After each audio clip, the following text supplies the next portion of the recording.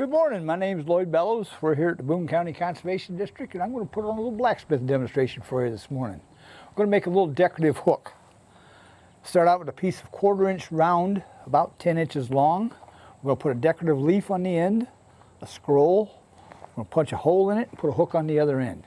We're going to do all that by putting it in this fire, getting this piece of steel up to 2,000 degrees Fahrenheit. 2,000 degrees is malleable steel. You can fold it, bend it, punch holes in it, twist it, do about anything you want to it and it won't break. Okay?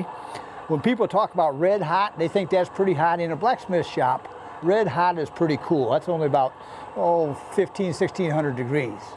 We're talking 2,000 degrees for malleable steel. Now, one of the things that kind of amazes people is you're going to see me right off pull this thing out of this fire a couple of times with my bare hand.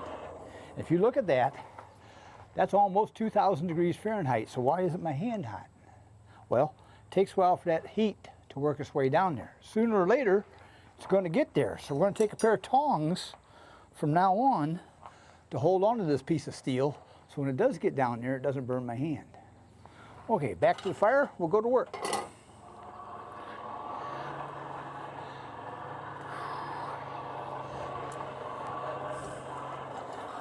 We can reheat this steel as many times as we need to get our job done.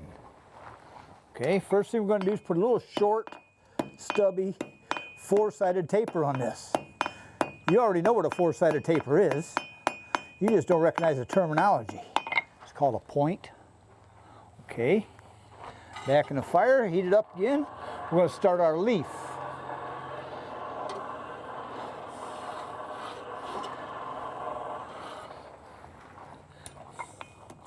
Move back, 3/4 of an inch or so. Set down both sides, 2 sides, till I get down to the size and shape I want it as a square. Come up on those corners, make an octagon, and roll it down the anvil, tapping on it to make it pretty much round. We don't have to be real picky right now, just kind of close to round. But now we got a point and a very thin stem. So now when we put it in that fire, we got to be real careful we don't burn that thin stuff up. So we're going to put it in there, start this heating process, and we're going to let it sit there just for a minute or two while we talk about our hammer. Okay, this is a cross peen hammer. It has a cross peen on one side and a flat head on the other side. Flat head's kind of like a bowling ball. Drop a bowling ball in a bowl of oatmeal, it's going to spread out all over the place. Okay. It's kind of like a baseball bat. Hit that same bowl of oatmeal with a baseball bat, it's just going to spread pretty much in 2 directions. That's how I move the steel with my hammer. Okay?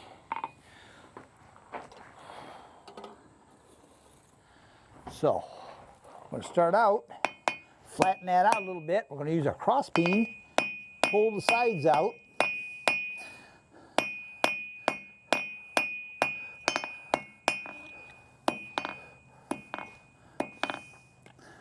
Make the basic shape of our leaf.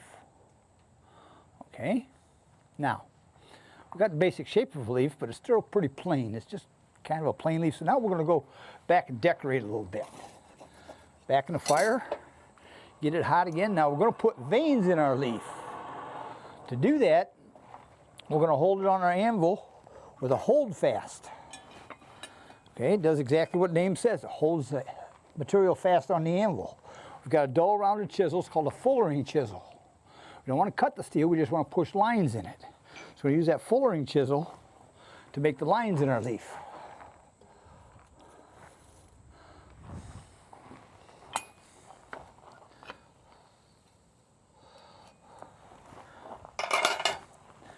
One tap there holds everything right in place where it needs to be while I work on it.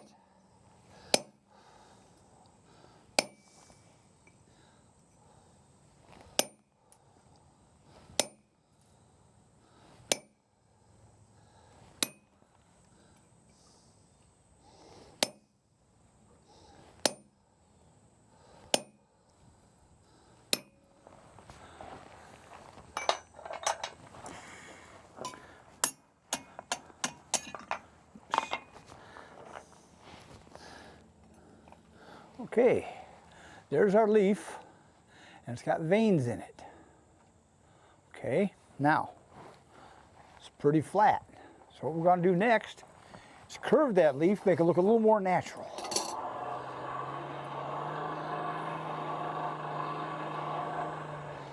To do that, we're going to use our leaf forging die. An especially rounded hammer fits right in that dimple. From the back, I'm going to push that leaf down in this dimple to cup it and form it, make it look a little more natural.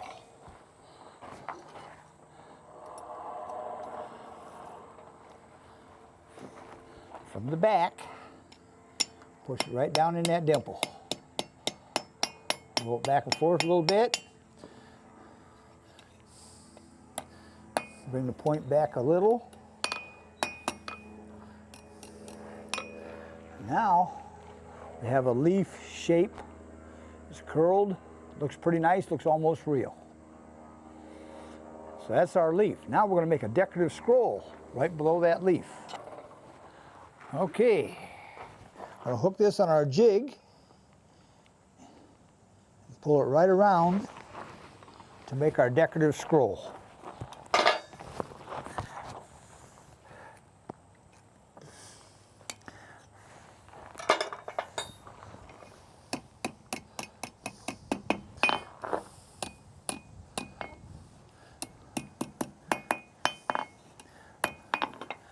There's our decorative scroll with the leaf laying right across the stem. So, pretty much takes care of the top, but now, sooner or later we're going to want to hang this thing. If you use that loop on top to hang it, it's going to hang crooked. Because you drive a nail in the wall or screw in the wall, hanging on that thing is off to the side, so it's going to hang crooked. So we need a way to hang this where it hangs straight. So right below that leaf, we're going to punch a little hole in there so you have a place to hang it from.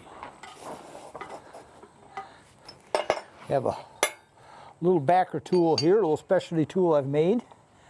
Have about a 3/16 inch punch. That's what we're going to punch this hole with. We're not going to drill a hole, we're going to punch a hole.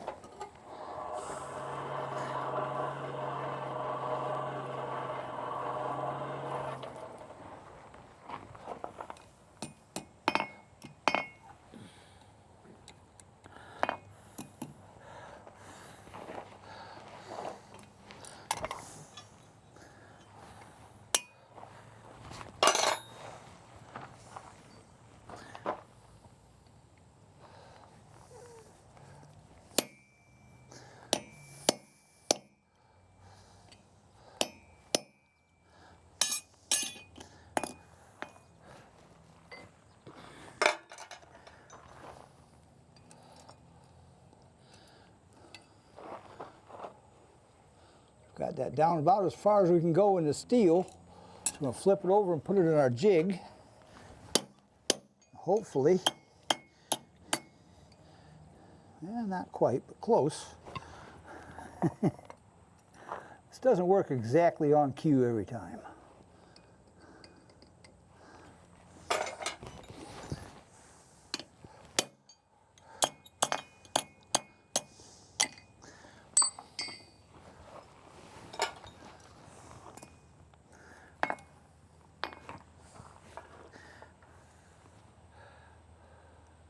This little piece that we've pounded out here,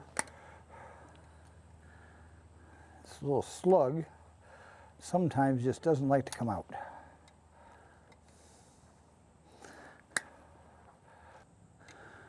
Okay. Took a little longer than normal, but there's our hole to hang our decorative hook with. Okay, pretty much done with the top now.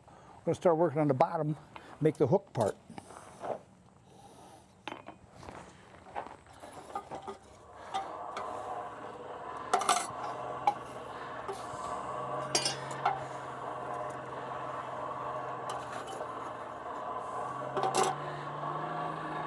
We started the top with a 4-sided taper. I'm going to start this in with a 4-sided taper also, but the top one was a short little blunt 4-sided taper. This is going to be a little longer.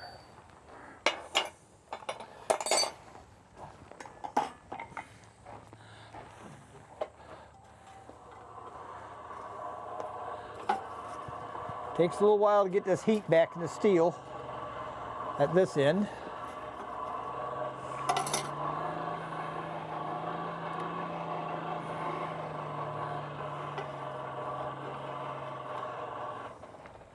Okay, there again, a little four-sided taper. Quarter turn each time. Keep the quarter turn even, makes a nice even taper. Come up on those corners, make an octagon, roll it on the anvil to make it round. Square, octagon, round. That's how you make it round every time, doesn't matter what your material starts like. You go from square to octagon to round, make a nice little pencil point. Okay, now, that's going to be the end of our hook. If we hang something on there, it's just going to poke right up through it. So at the end, we're going to put a little decorative scroll so it's not poking through your hat or coat or whatever you hang on this hook.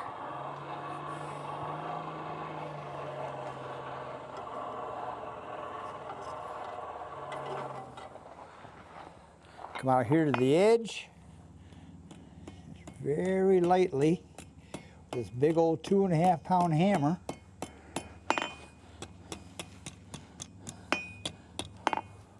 Make a nice little scroll.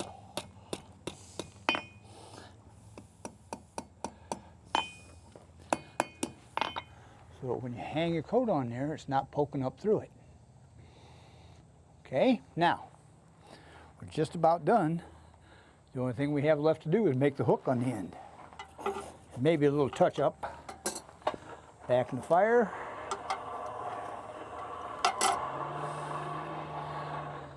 Back to our turning jig again. This time we're going to use the bigger piece.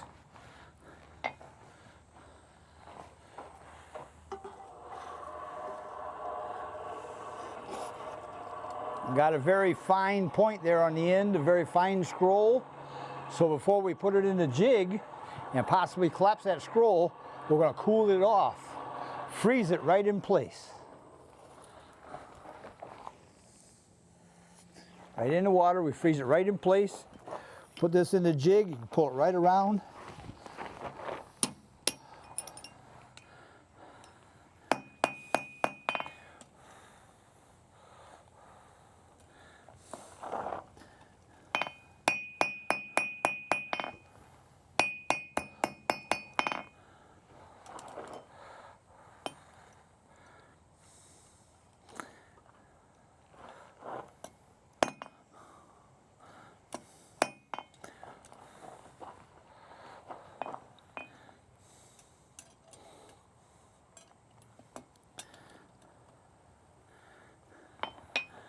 And there's our decorative hook. Okay, now, in a blacksmith shop, treat everything like it's hot and you never get burnt. Because when it cools off, quits glowing, turns black, looks just like cold steel, still somewhere in the neighborhood of 900 degrees Fahrenheit. It'll raise a blister on your fingers pretty quick. So like I said, treat everything like it's hot, you never get burnt. When in doubt, spit on it, because listen. Hear that sizzle? If you touch that, your skin will make that same sound. Of course, you're never going to hear it over all that screaming, but that's beside the point. And there's our hook.